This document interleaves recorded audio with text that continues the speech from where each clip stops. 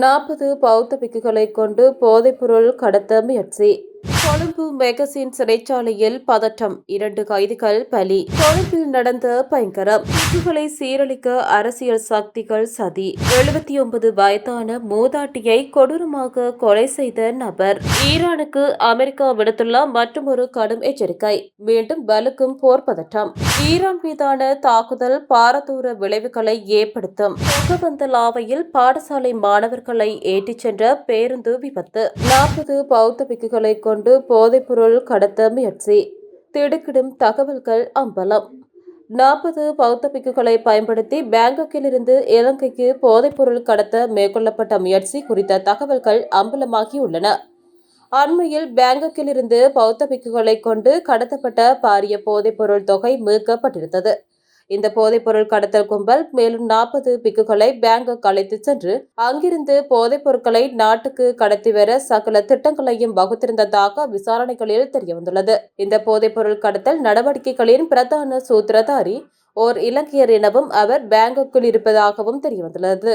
பாரிய போதைப்பொருள் கடத்தல் நடவடிக்கையின் இலங்கை பொறுப்பாளராக ஓர் பௌத்த பிக்கு செய்யப்பட்டுள்ளதாகவும் அவர் கடவுத்த ரன்முத்துவெல பகுதியில் அமைந்துள்ள விகாரியை சேர்ந்தவர் எனவும் விசாரணைகளில் தெரியவந்துள்ளது.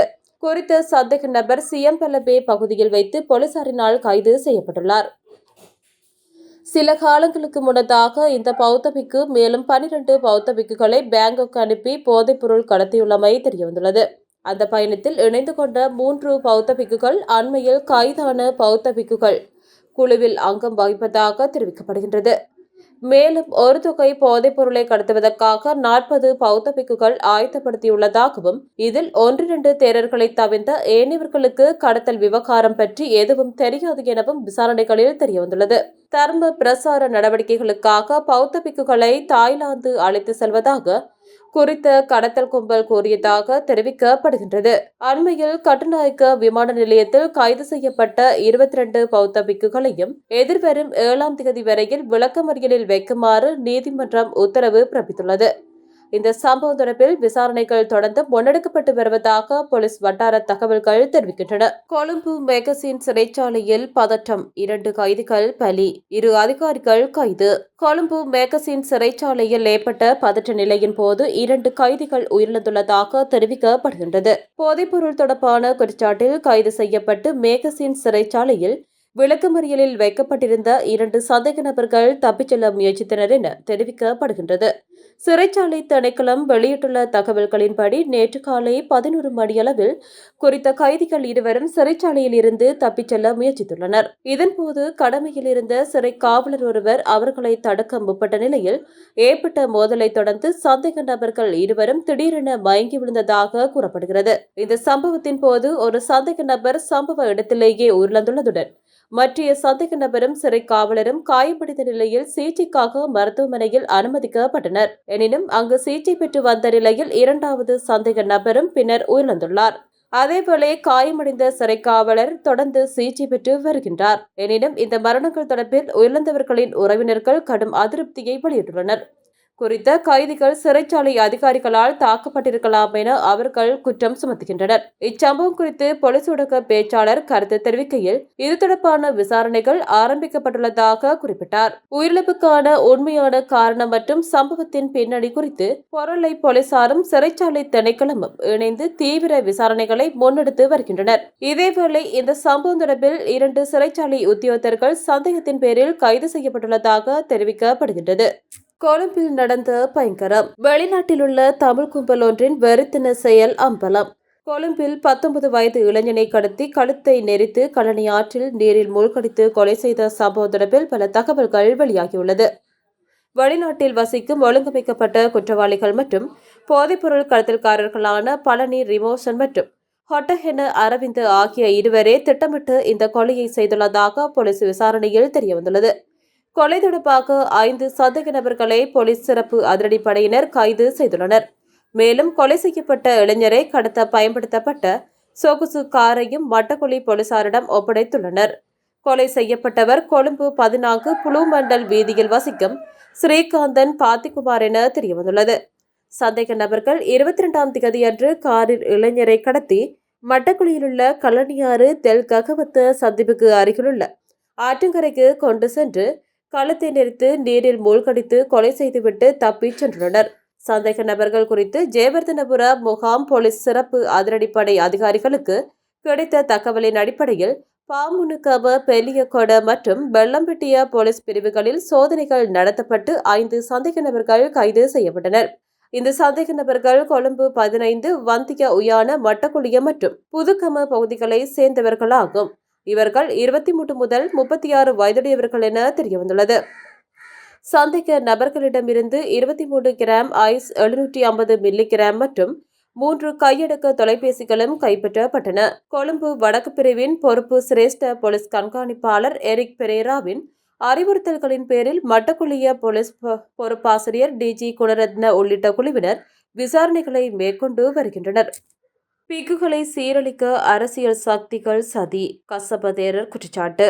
நாட்டில் பௌத்த பிக்குகளின் ஒழுக்கத்தை சீரழிப்பதற்கும் அவர்களை போதைப்பொருள் கடத்தல் போன்ற சட்டவிரோத செயல்களில் சிக்க வைப்பதற்கும் சில அரசியல் சக்திகள் திட்டமிட்டு செயற்படுகின்றன என்று பல்லாங்கொடை கசபதேரர் தெரிவித்துள்ளார். நேற்று ஊடகங்களிடம் கருத்து தெரிவிக்கையிலேயே இதனை கூறியுள்ளார். பல்கலைக்கழக சூழலில் பிக்குகள் மாற்றமடைவது குறித்து அவர் மேலும் கூறியதாவது: பிரிவினா கல்வியில் சிறந்த ஒழுக்கத்தை பயிலும் பிக்குகள் பல்கலைக்கழகங்களுக்குள் நுழைந்த பின்னரே மாற்றமடைகின்றனர். அங்குள்ள மக்கள் விடுதலை முன்னணி மற்றும் முன்னிலை சோசலிச கட்சியின் மாணவர் அமைப்புகள் பிக்குகளுக்கு மார்க்சிய சிந்தனைகளை தவறான முறையில் போதித்து அவர்களை அநாகரிகமான நிலைக்கு தள்ளுகின்றன.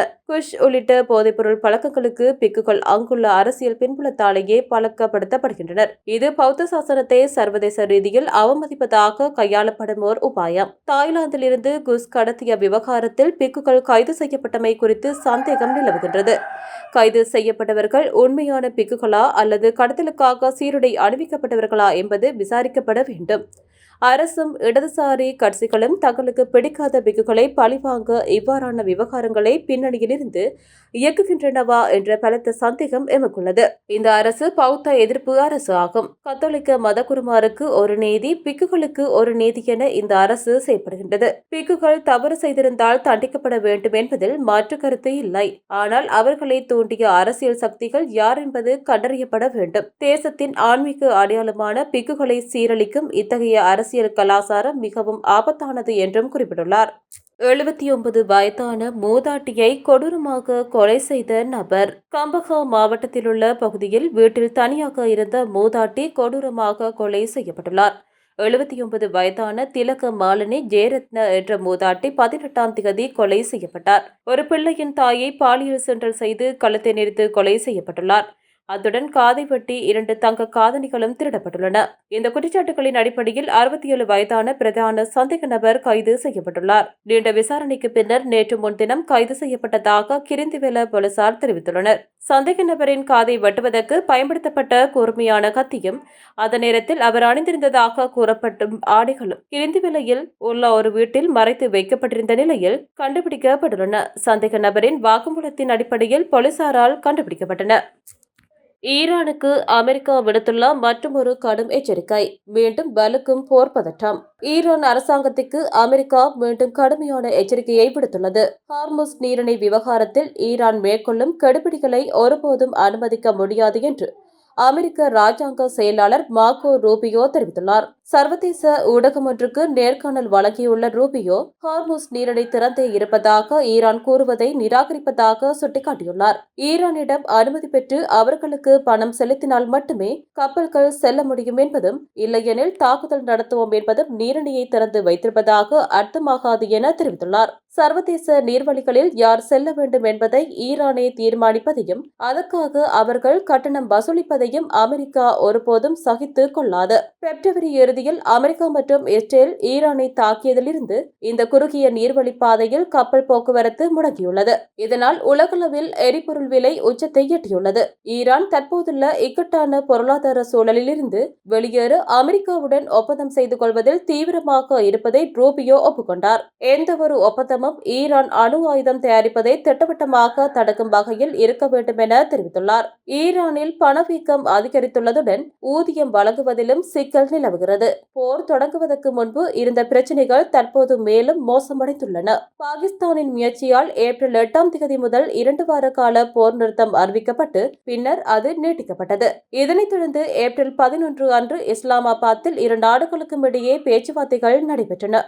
ஈரான் மீதான தாக்குதல் பாரதூர விளைவுகளை ஏற்படுத்தும். ரஷ்யா ஈரான் மீது அமெரிக்கா மற்றும் இஸ்ரேல் மேற்கொண்டுள்ள ராணுவ நடவடிக்கை அணு ஆயுத பரவல் தடை சட்டத்துக்கு எதிரான ஒரு பகிரங்கமான மற்றும் முன்னெப்போதும் இல்லாத செயல் என்று ரஷ்யாவின் சிறப்பு தூதர் ஆண்ட்ரே பெலோசோவ் கடுமையாக சாடியுள்ளார். இந்த தாக்குதல் சர்வதேச அணுசக்தி பாதுகாப்பு விதிகளில் நீண்டகால பாதிப்புகளை ஏற்படுத்தும் என்றும் அவர் எச்சரித்துள்ளார். ரஷ்யாவின் செய்தி நிறுவனம் ஒன்றுக்கு அளித்த நேர்காணலில் பெலோசோவ் இதனை தெரிவித்துள்ளார். ஐக்கிய நாடுகள் பாதுகாப்பு சபையின் அனுமதியின்றி சர்வதேச அங்கீகாரத்தை புறந்தள்ளி இந்த ராணுவ நடவடிக்கை எடுக்கப்பட்டுள்ளது என குறிப்பிட்டுள்ளார். ஈரானின் அணுசக்தி நிலையங்கள் மீது நடத்தப்பட்ட குண்டுவீச்சு சர்வதேச அணுசக்தி முகமையின் அதிகாரத்தையும் அதன் பாதுகாப்பு விதிமுறைகளையும் பலவீனப்படுத்தியுள்ளது என வலியுறுத்தியுள்ளார். அமைதியான நோக்கங்களுக்காக அணுசக்தியை பயன்படுத்த ஈரானுக்கு இருக்கும் பறிக்க முடியாத உரிமையை அமெரிக்காவும் இஸ்ரேலும் மீறியுள்ளதாக அவர் சுட்டிக்காட்டியுள்ளார். நியூயார்க்கில் திங்கட்கிழமை தொடங்கவுள்ள அணு ஆயுத பரவல் தடை ஒப்பந்த மாநாட்டில் ரஷ்ய பிரதிநிதிகள் குழு இந்த பிரச்சினையை அதிகாரப்பூர்வமாக எழுப்ப திட்டமிட்டுள்ளதாக அவர் கூறியுள்ளார். அணு ஆயுதங்களை கொண்டுள்ள ஒரு நாடு அணு ஆயுத தடை ஒப்பந்தத்தை வெளிப்படையாக மதிக்காத மற்றொரு நாடான இஸ்ரேலுடன் இணைந்து இத்தகைய தாக்குதலை நடத்தியிருப்பது சர்வதேச உறவுகளிலும் அணுசக்தி ஒத்துழைப்பு கட்டமைப்பிலும் பெரும் விரிசலை ஏற்படுத்தும் என்றும் பெலோசோவ் எச்சரிக்கை விடுத்துள்ளார். பொகவந்தலாவையில் பாடசாலை மாணவர்களை ஏற்றிச் சென்ற பேருந்து விபத்து. பொகவந்தலாவ கேம்பியன் பகுதியில் பாடசாலை மாணவர்களை ஏற்றிச் சென்ற பேருந்து ஒன்று விபத்துக்குள்ளாகியுள்ளதாக காவல்துறை தெரிவித்துள்ளது. பேருந்தில் 25 பேர் இருந்ததாகவும் அதில் 9 மாணவர்கள் காயமடைந்துள்ளதாகவும் தெரிவிக்கப்படுகிறது. பேருந்தில் ஏற்பட்ட கோளாறு காரணமாகவே விபத்து ஏற்பட்டதாக தெரிவிக்கப்படுகிறது. இதேவேளை காயமடைந்த மாணவர்கள் பொகவந்தலாவ மாவட்ட மருத்துவமனையில் இருந்து மேலதிக சிகிச்சைக்காக டிகோயா கிளங்கன் ஆதார மருத்துவமனைக்கு அனுப்பி வைக்கப்பட்டுள்ளதாக எமது செய்தியாளர் தெரிவித்தார்.